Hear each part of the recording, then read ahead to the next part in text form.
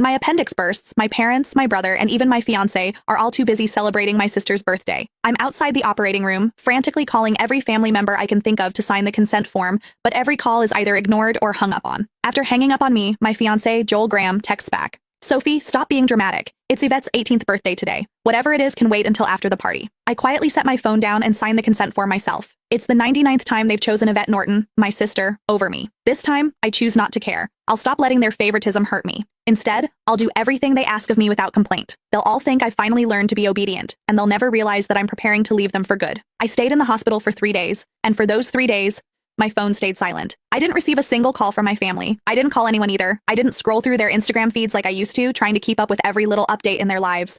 Instead, I just quietly rested in my hospital bed and dragged my weak body around for checkups and payments. Even on the day I was discharged, I didn't tell a soul.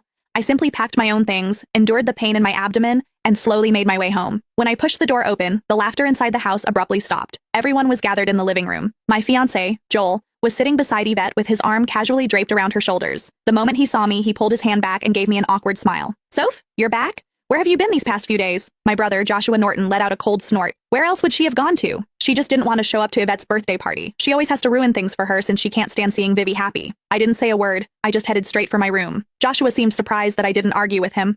Normally, whenever he accused me of being selfish, I would break down in tears and desperately defend myself. But this time, I'd kept quiet. My mom rushed over to me with a glass of juice. Sophia, we were so busy with Vivi's birthday the other day that we missed your calls. Don't be mad at us, okay? She placed a glass of mango juice in my hand. Although my heart had long since stopped expecting anything, it still ached faintly. I was allergic to mangoes, but Yvette loved them. There was always mango-flavored food and drinks in the house because of that. But no matter how many times I reminded them, no one ever remembered that I couldn't have mangoes. I handed the glass back to Mom and quietly stepped back. I'm not mad, I'll just go to my room. Just as I turned around, a loud noise came from the living room. Dad abruptly stood up and slammed his hand on the table. He screamed, "Why have you been walking around with that sour face ever since you came in? Your mother already apologized and even gave you your favorite drink? What's with that attitude? It looks like we've spoiled you too much." My heart twisted, and even breathing hurt. Tears blurred my vision, but I still lifted the glass from Mom's hand and drank it all in one go. I then gently set the empty glass down and wiped away my tears. I calmly looked at Dad. Yvette's the one who likes mangoes. I'm allergic to them, but it doesn't matter. I already drank it all. Can I go to my room now? Sophia, why didn't you say something earlier if you were allergic to it?